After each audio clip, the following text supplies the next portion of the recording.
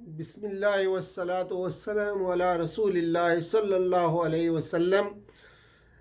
السلام علیکم ورحمۃ اللہ وبرکاتہ۔ آج سورہ بقرہ کی آیات 101 سے 103 کا خلاصہ انشاءاللہ ہم لوگ پڑھنے کی کوشش کریں گے۔ فرمایا اعوذ باللہ من الشیطان الرجیم، بسم اللہ الرحمن الرحیم۔ وَلَمَّا جَاءَهُمْ رَسُولٌ مِّنْ عِندِ اللَّهِ مُصَدِّقٌ لِّمَا مَعَهُمْ نَبَذَ فَرِيقٌ مِّنَ الَّذِينَ أُوتُوا الْكِتَابَ كِتَابَ اللَّهِ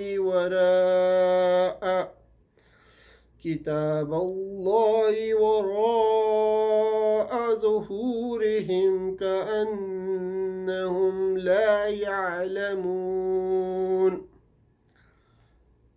یہودیوں کی عادت ہے کہ وعدوں کو توڑتے ہیں، کچھ تو تورات پر ایمان بھی نہیں رکھتے تو عہد کو کیسے پورا کریں گے، اور ان کو جب اپنی ہی کتاب پر ایمان نہیں تو ان سے آگے کیا امید کی جا سکتی ہے۔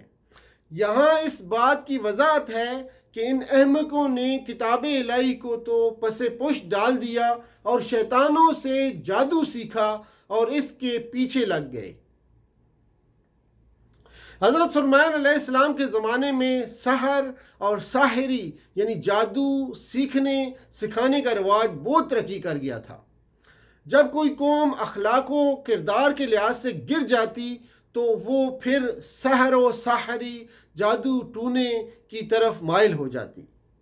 ستم یہ کہ یہ کام انہوں نے سلیمان علیہ السلام کی طرف منسوب کیا۔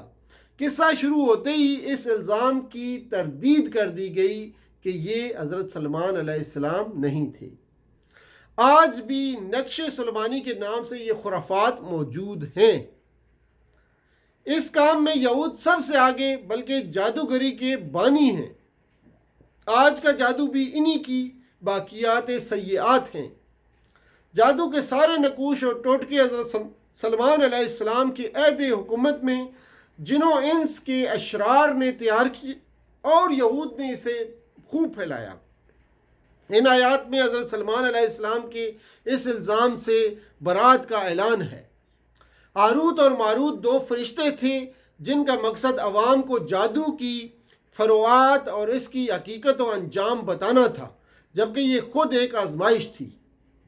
یہود سب کچھ جاننے کے باوجود ٹونے ٹوٹکے اور جادو کے پیچھے پڑ گئے اور اصل دین کو چھوڑ دیا۔ ان کا عمل ان کے خلاف تھا، ان کا عمل ان کے علم کے خلاف تھا۔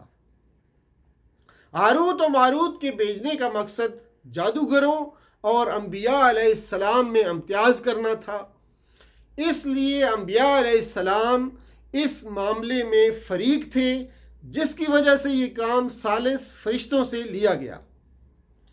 سحر لغت میں ہر اس اثر کو کہتے ہیں جس کا سبب ظاہر نہ ہو، جبکہ اصطلاح شریعت میں ایسے امر عجیب کو کہتے ہیں جس میں شیاطین کو مختلف طریقوں سے خوش کر کے ان کی مدد حاصل کی گئی ہو۔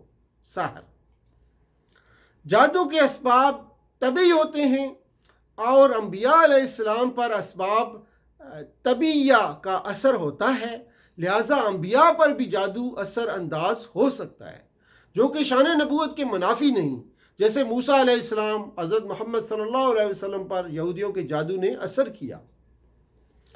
ایسے تعویذ گنڈے یا دم درود جس میں شرکیہ الفاظ ہوں یا ناقابل فہم خطوط و نقوش ہوں سب حرام ہیں۔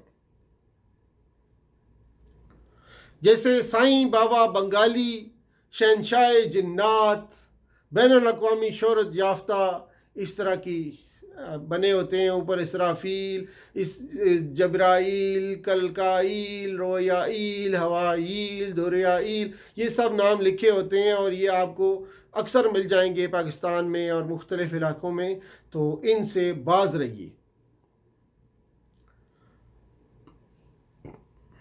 جس میں بعض اوقات لکھا ہوتا ہے جی یا علی یا ولی یا صاحب کرم، صدقہ حسن حسین کا رکھنا میرا بھرم، سید رحمان شاہ فلاں شاہ، یہ لکھا ہوتا ہے مرادوں سے جولیاں بھر جائیں، نوری علم کے کرشمے، جو کسی تعارف کا محتاج نہیں، ستاروں کے ملاپ کے بادشاہ، یہ سارے اس طرح کے تعویذ بنے ہوتے ہیں، اور تو ان سے بھی باز رہیں۔ پھر مختلف نقوش ہوتے ہیں جس میں نمبرز لکھے ہوئے ہوتے ہیں، ٹھیک ہے، ان سے بھی باز رہیں۔ ہر بیماری اور ہر کام کے لیے 50 64 60 57 61 56 51 63 55 58 66 52 65 53 54 59، اس طرح کر کے 786 اوپر لکھ کے تو اس طرح تعویذ بنا کے دیتے ہیں۔ تو ان سے جو ہے ان سے باز رہیں، ان کے قریب تک نہ جائیں۔ اور پھر کچھ تعویذ ہوتے ہیں جس میں لکھا ہوتا ہے ابلیس ابلیس ابلیس ابلیس، طیور طیور طیور، دوفا دوفا دوفا، ملکوش ملکوش ملکوش، اور مختلف نام جو ہے لکھے ہوتے ہیں شیطانوں کے نام، تو ان سے بھی آپ باز رہیں۔ یہ چند ایک مختلف نمونے کے طور پہ آپ کو بتایا گیا تاکہ آپ ان چیزوں سے دور رہیں۔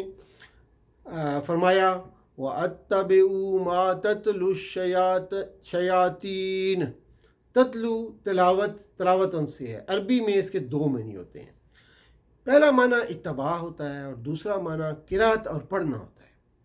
تلاوت کا لفظ کتب سماوی کے لیے مخصوص ہے۔ شیاطین سے مراد یہاں سرکش جنات ہیں۔ وما کفرا کے معنی ہے ما سحرا، یعنی سلمان علیہ السلام نے کبھی سحر و ساری یعنی کہ سحر و ساحری یعنی جادوگری نہیں کی۔ فرمایا وَلَمَّا جَاءَهُمْ رَسُولٌ مِّنْ عِنْدِ اللَّهِ مُصَدِّقٌ لِمَا مَعَهُمْ نَبَذَ فَرِيقٌ مِّنَ الَّذِينَ أُوتُوا الْكِتَابَ کتاب اللہ وراء ظہورہم کأنہم لا یعلمون۔ تو یہ تھی آج کی آیات، ان کا ایک مختصر پیغام آخر میں دیکھ لیجئے کہ جادو ٹونا کے پیچھے کاہل، سست اور بیکار لوگ ہی پڑ جاتے ہیں۔ دنیا عمل اور محنت کی جگہ ہے، یہاں کا نظام اوہام اور خرافات پر نہیں چلتا بلکہ پہلے سے اللہ کے بنائے ہوئے ٹھوس منصوبہ بندی کے مطابق چل رہا ہے۔ جادو حرام اور اس پر عمل کرنا کفر ہے۔ قرآنی آیات یا اللہ کے ناموں سے بھی اگر ناجائز کام لینا مقصود ہو تو حرام ہے۔ وآخر دعوانا الحمد للہ رب العالمین، والسلام علیکم ورحمۃ اللہ وبرکاتہ۔